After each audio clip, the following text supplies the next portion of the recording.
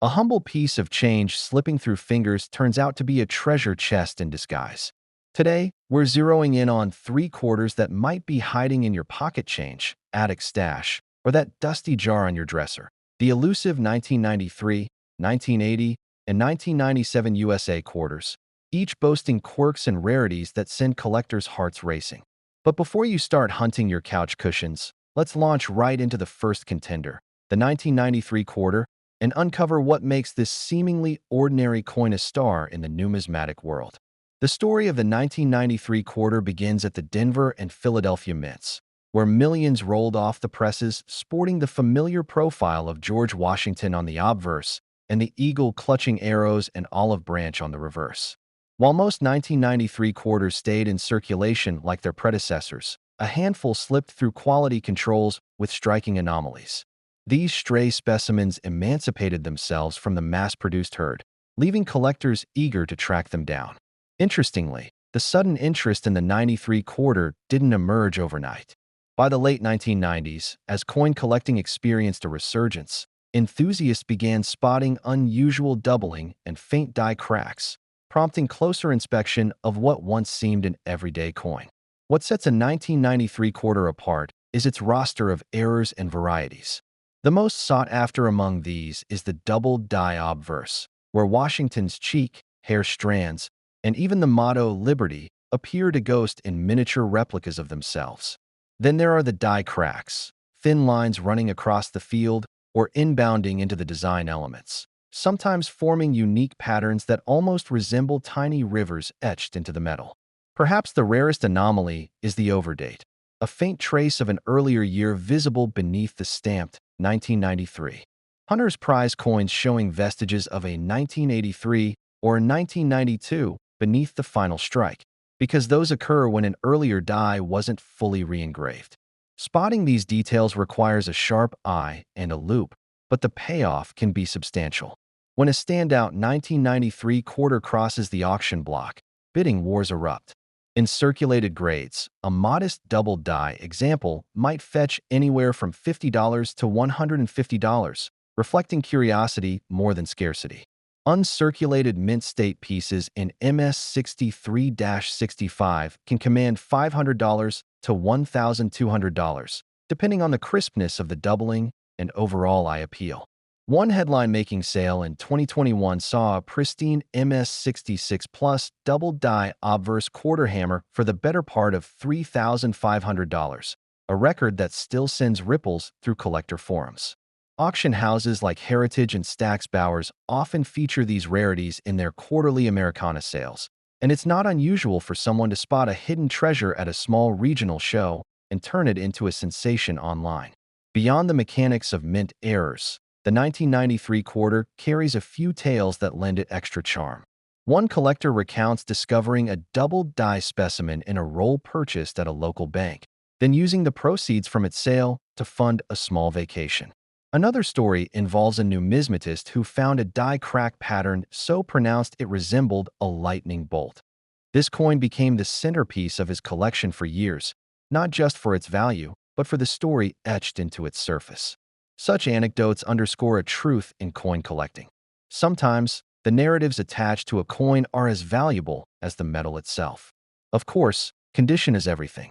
In grading 1993 quarters, the Sheldon scale reigns supreme.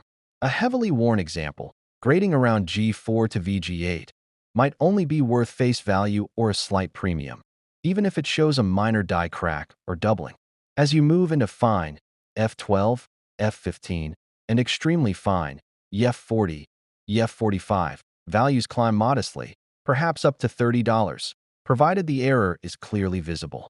Mint state grades MS60 through MS63 are where the action heats up, with coins often sporting attractive luster and full detail, worth between $200 and $700 for the more obvious varieties. Top-tier coins, graded MS65 and above, can soar past the four-figure mark, particularly if they boast a full, symmetrical strike and no detracting marks in those error areas. Keep in mind that even flawless planchets won't earn top dollar without a standout error feature. By now, you've seen how a single year's quarter can hide more surprises than a magician's hat. The 1993 quarter proves that the ordinary can become extraordinary with just a whisper of imperfection. If you've got a handful of quarters kicking around, you might want to slide on your magnifier. There could be a neat find waiting for you. And while we're on the hunt for hidden gems, stick around. Next up, we'll explore the twists and turns of the 1980 quarter, where die clashes and mint-mark mysteries take center stage. Keep that eagle-eye focus. You won't want to miss what's coming. Sliding right out of the 1993 quarter's surprises and into a new era, the 1980 Washington quarter holds its own mysteries that collectors prize. Struck at both Philadelphia and Denver, the 80 quarter carried the same portrait of George Washington designed by John Flanagan. But subtle shifts in minting practice unleashed a handful of anomalies that set certain pieces apart.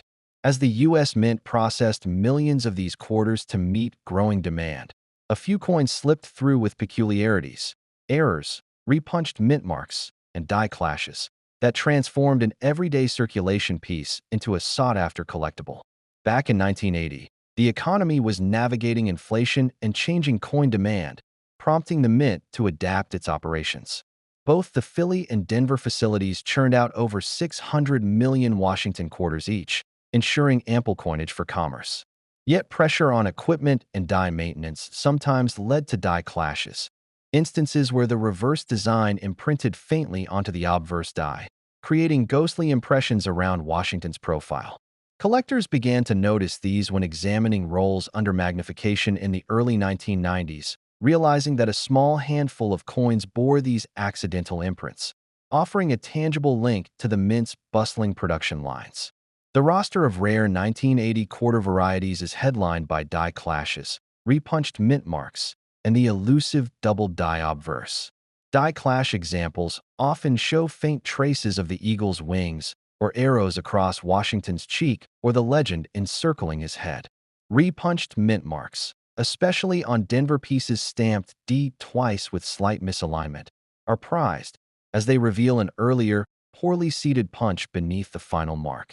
The true jackpot, though, is the double die obverse.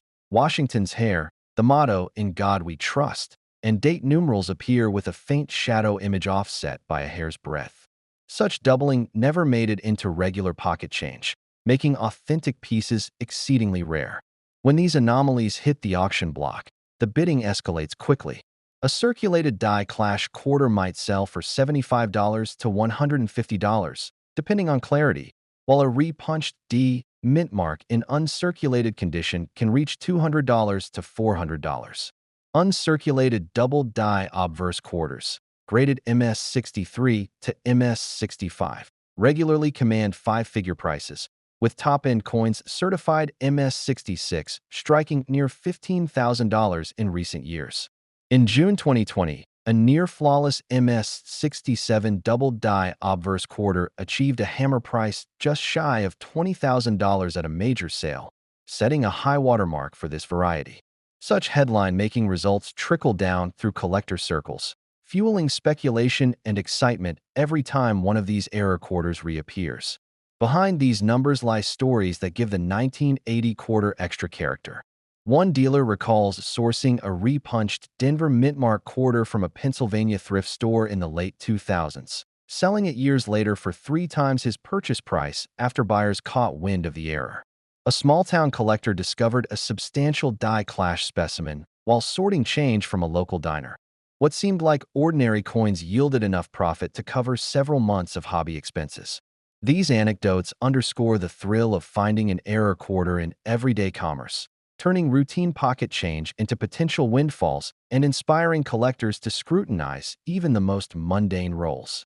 Condition drives value more than any other factor, especially with quarters this well distributed. At grades around good, G4, and very good, VG8, die clash or repunched mint mark details may be too worn to spot, leaving most coins trading at face value.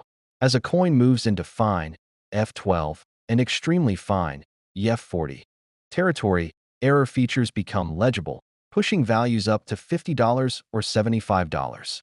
Collectors hunting repunched mint marks often target fine or better grades, where the secondary punch remains distinct against a lightly worn field.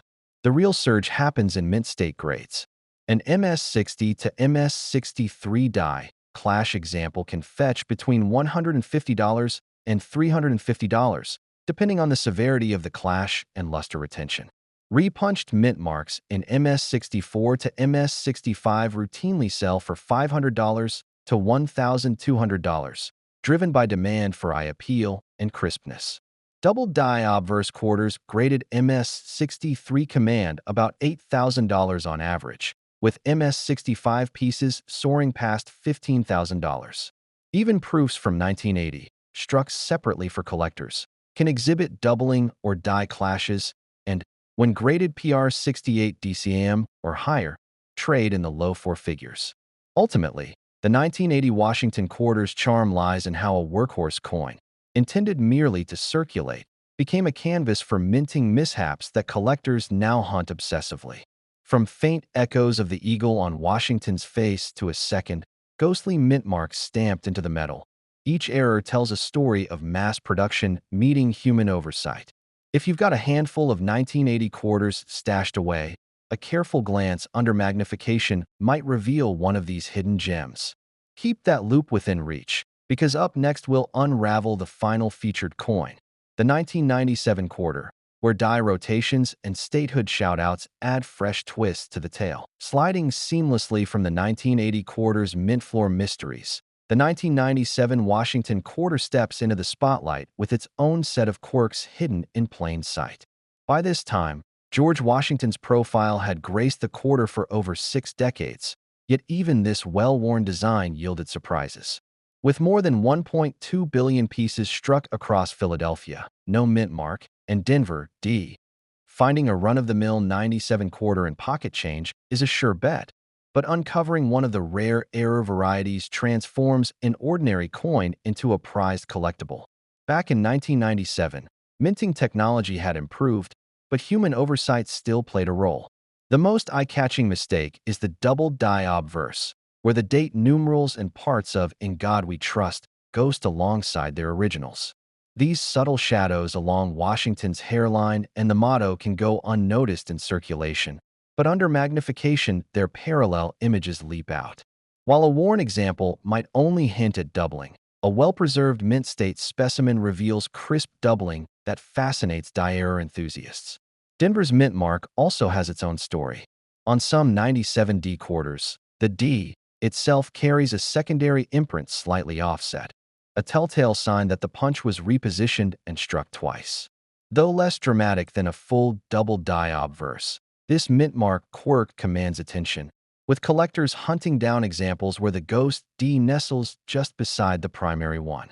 It's all in the alignment. A mere fraction of a millimeter can mean the difference between a common piece and one that demands a premium. Beyond doubling, other striking and planchet errors surface from time to time. Broad strike quarters lack the collar that imparts the full reeded edge, resulting in a smooth rim and a slightly expanded appearance. Collectors delight in spotting these broad strikes, since they break from the usual crisp boundary of reading. Off-center strikes and clipped planchets also appear sporadically.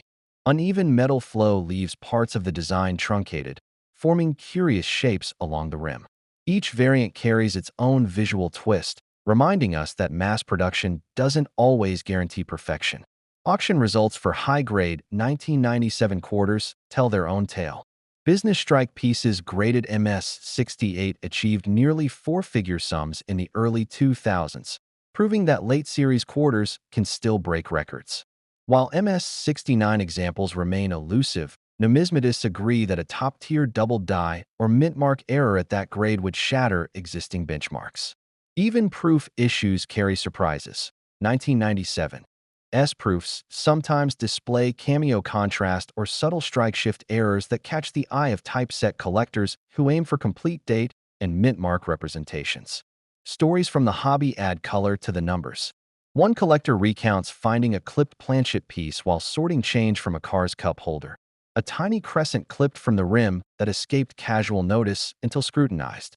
Selling that single coin at a regional show paid for a whole evening at the local coin club's auction, funding new acquisitions and sparking endless conversations. Another hobbyist unearthed a faint repunched date, where ghost remnants of an earlier year peeked from beneath the stamped 1997. Though not officially cataloged by every grading service, these repunched dates thrilled die study aficionados who pieced together the mint's production history. Of course, condition remains paramount in determining value. Heavily circulated 97 quarters, even with clear doubling or mint-mark quirks, often trade near face value if wear obscures the errors. Once you hit fine to extremely fine, error features become legible, lifting prices into the $20 to $50 range for modest varieties. Mint state pieces from MS60 through MS63 with noticeable doubling or mint mark anomalies typically command $100 to $300. Above MS65, collectors pay a premium. Bold double dies and sharp repunched mint marks can push values beyond $500, especially when the strike is strong and the luster intact. Proof quarters add another dimension. Standard deep cameo proofs in pristine PR69 holders trade for modest sums, but those showing doubling on the cameo devices or significant strike shifts can fetch more among specialized proof error collectors. Since proofs were struck separately with polished dies and planchets, any anomaly stands out against the flawless background that collectors prize. What's remarkable about the 1997 quarter is how a ubiquitous circulation coin continues to reveal hidden stories. Whether it's spotting a faint secondary D, marveling at the smooth rim of a broad strike, or unearthing a clipped planchet in a pocket full of change, each discovery reminds us that numismatics thrives on the thrill of the hunt. So next time you drop a quarter into a toll machine or sort through a handful of rolls, pause to examine those gleaming coins beneath your loupe. There might just be a quietly spectacular secret waiting to be uncovered.